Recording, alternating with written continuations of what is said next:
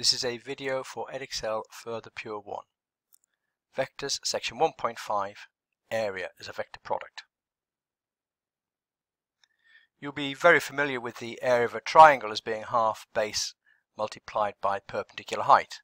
And of course, because sine theta is equal to h divided by OB in this triangle here, we can say the area is equal to 1/2 the base length OA multiplied by OB sine theta.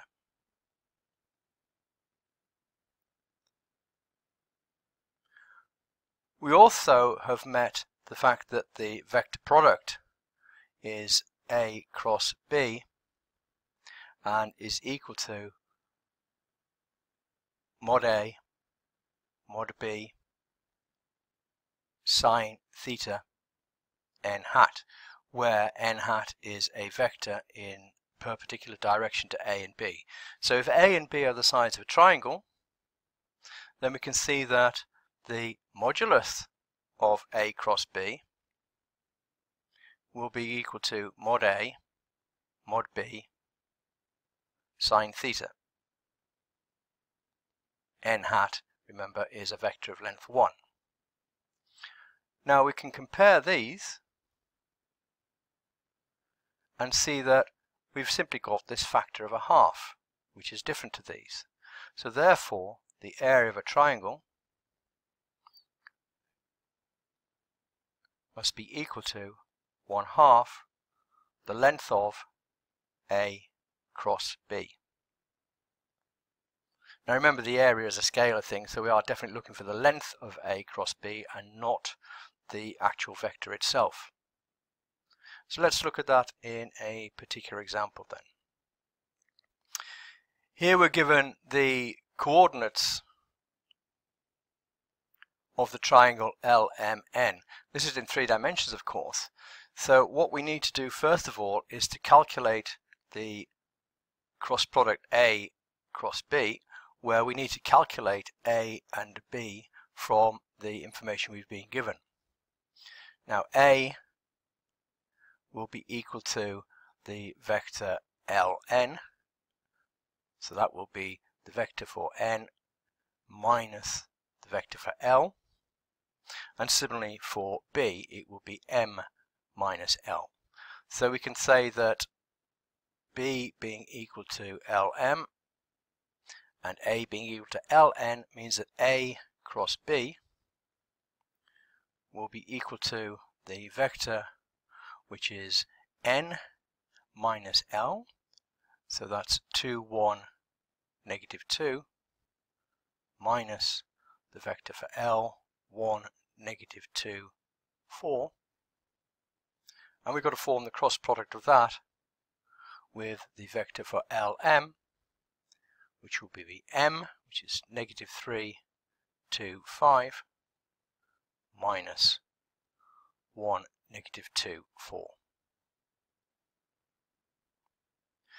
And that will be equal to 1, 3, negative 6, cross product with the vector negative 4,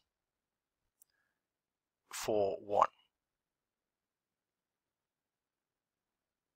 Now remember that in your formula sheet you are given the formula for A cross B, and so you can simply apply that. So do check that you get the value 27, 23 and 16. And once we've got that, we can work out the area of the triangle by using 1/2 of the length of that vector product. So that's Pythagoras' theorem. So this area will be equal to 1/2 square root of, and then we've got 27 squared plus 23 squared plus 16 squared. And if you calculate that, we get a value of 38.9 to 3 significant figures.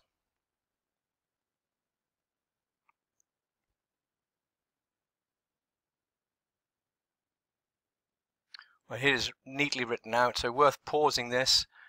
So remember that what we did, we had to calculate the vectors for A and B and then form the cross product using the formulae that were given in our formula sheet. You could do it that way, or if you wish you could use the determinant method, remember. But once we've got that cross product of A cross B, it's very simply a case of working out half its length, and that gives us a value which is equivalent to the area of the triangle. Well, another thing we can do with the cross product is work out the area of a parallelogram. Obviously a parallelogram is made up of two congruent triangles. So if the area of the triangle was equal to a half of mod A cross B, then the area of the parallelogram must be just equal to A cross B and then its length. So if we want to find the area of a parallelogram where we've got A, B and C are given by these values, then it's very much, again, a straightforward exercise where we have to work out the vectors and then the cross product. So what I suggest you do is to work through this, work out the vectors for A, B and AC,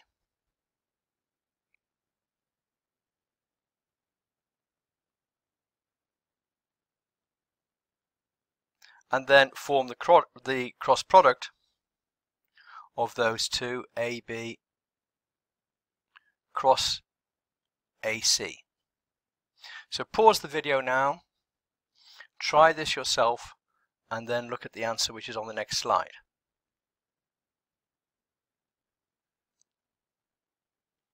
So here you can see the solution. This is the vector AB, which is calculated from B minus A, so the position vectors of B minus position vector of A, and this is AC,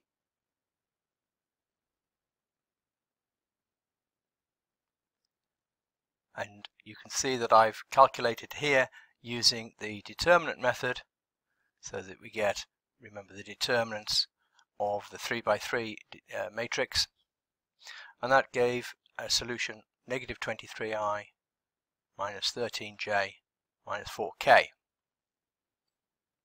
Now we want the length of that, and that calculates to be square root of 714.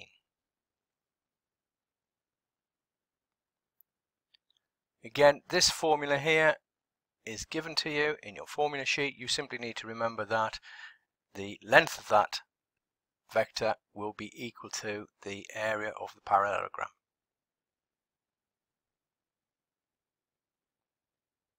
Well, that's the end of this video. In the next one we'll be looking at the scalar triple product, which is referred to A dot B cross C. So you can see that that's going to combine scalar product with vector product.